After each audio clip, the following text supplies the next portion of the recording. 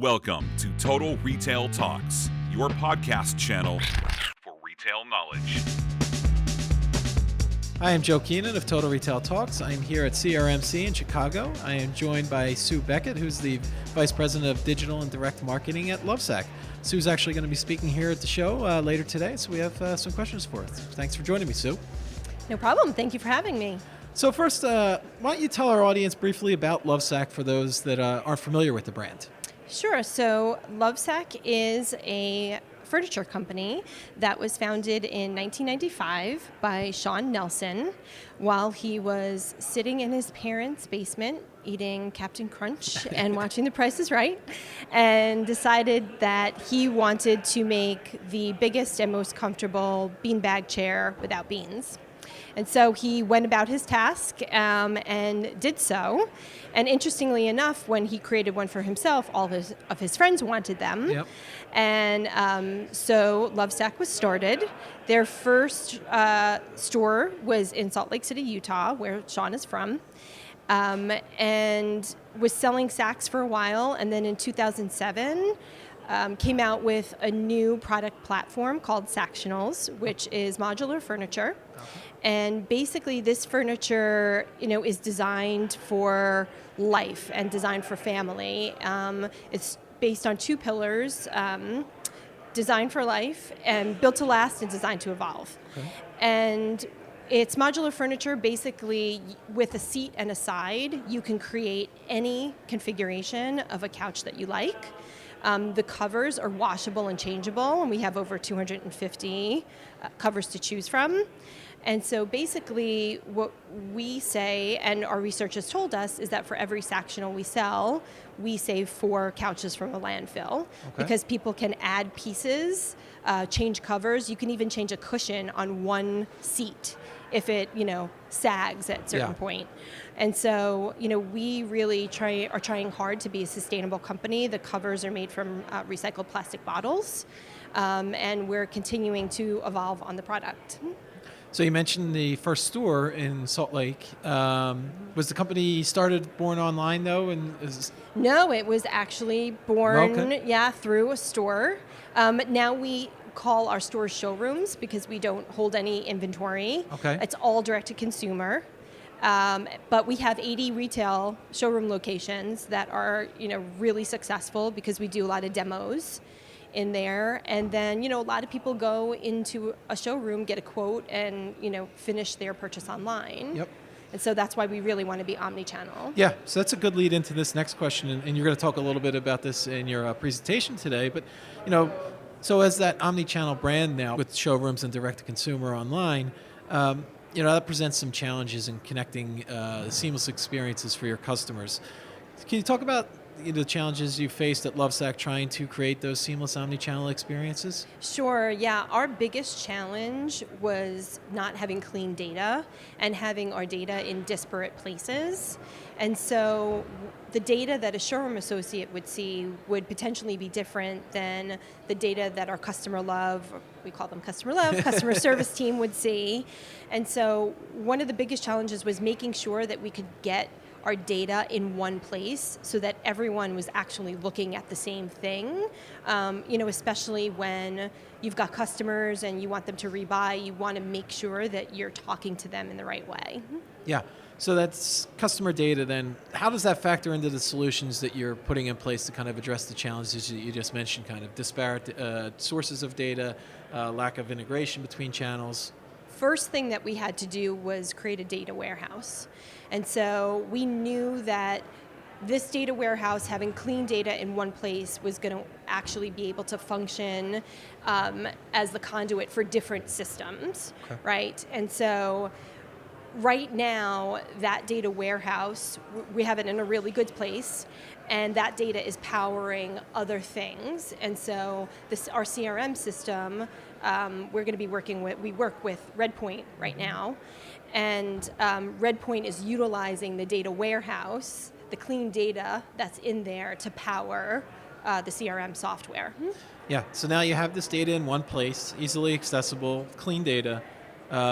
What kind of steps have you taken then to try to obtain a single view of the customer? You mentioned that customer is going back and forth potentially between channels. Can you walk us through that a little bit? Sure, it's been a really interesting process because a single view of the customer is not the same depending on who you ask. And so what my thought process was for single view of the customer and how we would use it for marketing purposes and customer service purposes was different than how the retail teams were going to use single view of the customer. So what was really important was for us to meet regularly with many different facets of the company and to really understand and take time to understand what single view of the customer meant to different people and different groups. It's actually still an ongoing process for us, and we're still making sure that we kind of try and meet everyone's needs, because the last thing that we want to do is implement the CRM software and the CRM system and not have 75% of the people that need to use it use it. Yeah. From your perspective and on the marketing side of things, what does that single view mean to the marketing team? What's it enabled you to do? So we're still working on it. So we are probably going to be implementing it in the next month to 6 weeks. But for me, there's a lot of things because I oversee not only digital marketing, I oversee e-commerce and customer service. And so how we'll utilize that data will probably be slightly different for each of those groups. We're obviously, for digital advertising, we're going to be utilizing all of the marketing data that we've got for our customers and for people who are browsing and have given us their email address because they've gotten maybe a quote in a showroom and things like that, and we'll market to them using that data. On the customer love side, they're going to be going in when people call, either if they have a customer service issue that they need to help out with, or if someone calls and actually wants to order a product, they'll have more information on, do they have an outstanding quote?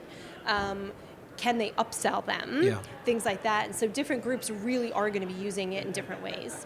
So then this probably is going to be a similar answer, but when you look at potential business benefits from having this single view, this CRM tool at your disposal, I guess it depends on departments, but what are some of the things that you envision as potentially being possible now and really the benefits you're able to reap?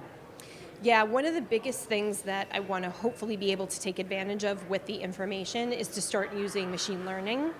And so we really haven't been able to do a lot of that because the data wasn't really clean. Now that we have clean data and a system to be able to model it, I'm really looking forward to being able to personalize experiences much more than we are today. We try and do what we can, and I think we're okay, but I think that having this system is really going to be able for us to get to a more one-to-one relationship with not only our customers, but the people who have come to visit a showroom or come to visit the website. Yeah, I was going to ask, personalizing the experience, and that could be across email, social, in-store, on the site. Everywhere, omni-channel, right? Yep. So yeah, I think the showroom associates will be able to deliver a personalized experience because they'll have that information and that background.